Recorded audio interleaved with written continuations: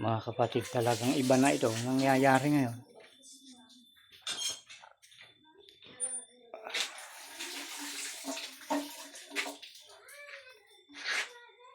Makinig kayong mabuti sa lahat ng sinasabi ko, mga kapatid.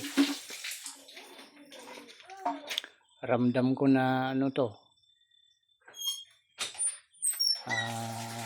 mabigat na ang kalooban ng ating Ama sa Langit. Dahil sa hindi pagpansin ng mga tao sa mga mensahe na ibinibigay niya sa atin. Yung mga sinasabi ko, mga kapatid. Ayan, tingnan nyo yung kanluran. Alas 7:01 na ng gabi. Pero tingnan nyo yung kanluran. Ayan. Labas ako. Sigurado din nyo na makikita mukha ko dyan sa madilim na sa labas. Pero yung kanluran, tingnan ninyo. Mga kapatid. Ano sa palagay ninyo?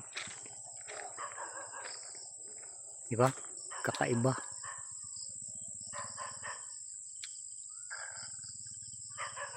Gawi tayo sa silangan. Ayun. Ilaw na yung makikita natin dyan. Doon tayo sa kanluran. Tingnan nyo. Masdan yung mabuti yan, mga kapatid. Ngayon ko lang na-experience ang ganito. Alas 7 pasado na, pero ganyan pa yung panahon.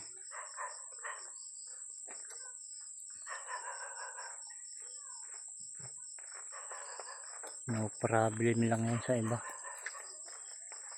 Pero may malalim na dahilan ng Ama kaya ganyan. Saka lang kikilos ang mga tao pag na. Nandyan na yung galit ng Ama. Saka lang sila magsisisigaw, mananalangin. Kagaya nung nangyari dun sa dun sa Lindol. Baga dun sa parte ng Mindanao. Saka nagsisipagdasal yung mga maestra, yung mga estudyante. Kasalukuyang umuuga yung lupa, gumuguho yung mga building. Diba?